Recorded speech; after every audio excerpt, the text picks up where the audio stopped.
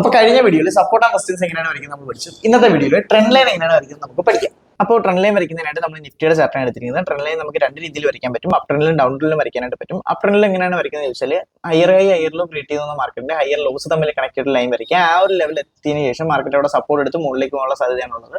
അപ്പോൾ ഇങ്ങനെയാണ് അപ് ട്രെൻഡിൽ നമ്മൾ ട്രെൻഡ് ലൈൻ വരയ്ക്കുന്നത്. തമ്മിൽ രണ്ടിൽ കൂടുതൽ വട്ടം കണക്ട് ചെയ്ത് ഒരു ലൈൻ വരയ്ക്കുക. ഇനിയിപ്പോൾ ഡൗൺ ട്രെൻഡിൽ എങ്ങനെയാണ് വരയ്ക്കുന്നത് ചോദിച്ചാൽ lower low lower high create ചെയ്യുന്ന മാർക്കറ്റിൽ ലോവർ ഹൈസ് തമ്മിൽ കണക്ട് ചെയ്തിട്ട് നമ്മൾ ലൈൻ വരയ്ക്കുക. ആ ഒരു ലൈനിൽ എത്തിയതിനു ശേഷം മാർക്കറ്റ് എന്താ ചെയ്യുന്നത്, റിജക്ട് ചെയ്ത് താഴേക്ക് ഇറങ്ങുകയാണ് ചെയ്യുന്നത്. ആ ഒരു ഏരിയ റിജക്ട് ചെയ്ത് മാർക്കറ്റ് താഴേക്ക് ഇറങ്ങി. ഇനി എപ്പോഴാണോ മാർക്കറ്റ് മുകളിലേക്ക് പോകുന്നതെന്ന് ചോദിച്ചാൽ ആ ഒരു ലൈൻ നമ്മൾ നീട്ടി വരയ്ക്കുകയാണെങ്കിൽ ഇവിടെ തന്നെ നിങ്ങൾക്ക് കാണാനായിട്ട് സാധിക്കും. ആ ഒരു ലൈൻ നീട്ടി വരച്ചതിന് ശേഷം മാർക്കറ്റ് എപ്പോഴാണോ അതിന് മുകളിൽ എത്തിയത് അതിന് ശേഷമാണ് നമുക്കൊരു അപ് ട്രെൻഡ് കിട്ടിയത്. അപ്പോൾ ഇങ്ങനെയാണ് നമ്മൾ ട്രെൻഡ് ലൈൻ വരയ്ക്കുന്നത്. രണ്ട് സൈഡിലും അപ് ട്രെൻഡിലും ഡൗൺ ട്രെൻഡിലും ഇങ്ങനെയാണ് നമ്മൾ ട്രെൻഡ് ലൈൻ വരയ്ക്കുന്നത്. ട്രേഡിങ്ങിനെ കുറിച്ചും ഇൻവെസ്റ്റിങ്ങിനെ കുറിച്ചും കൂടുതൽ കാര്യങ്ങൾ അറിയാനും കൂടുതൽ കാര്യങ്ങൾ പഠിക്കാനായിട്ട് നമ്മുടെ ചാനൽ ഒന്ന് ഫോളോ ചെയ്ത് വെക്കുക. അതോടൊപ്പം നമ്മുടെ ഫ്രീ ആയിട്ടുള്ള വാട്സ്ആപ്പ് ഗ്രൂപ്പിൽ നിങ്ങൾ ജോയിൻ ചെയ്യുകയാണെങ്കിൽ നമ്മൾ അപ്ഡേറ്റ് ചെയ്യുന്ന ലെവൽ വെച്ചിട്ട് നിങ്ങൾക്ക് ട്രേഡ് ചെയ്യാനായിട്ട് സാധിക്കുന്നതായിരിക്കും. അപ്പോൾ നമ്മുടെ ഫ്രീ ആയിട്ടുള്ള വാട്സ്ആപ്പ് ഗ്രൂപ്പിൽ ജോയിൻ ചെയ്യാനായിട്ട് കമന്റ് ബോക്സിൽ ലിങ്ക് കമന്റ് ഇടുക. ലിങ്ക് നിങ്ങളുടെ ഡീമിൽ വരുന്നതായിരിക്കും. അപ്പോൾ പുതിയൊരു വീഡിയോ ആയിട്ട് വീണ്ടും കാണാം. ബൈ.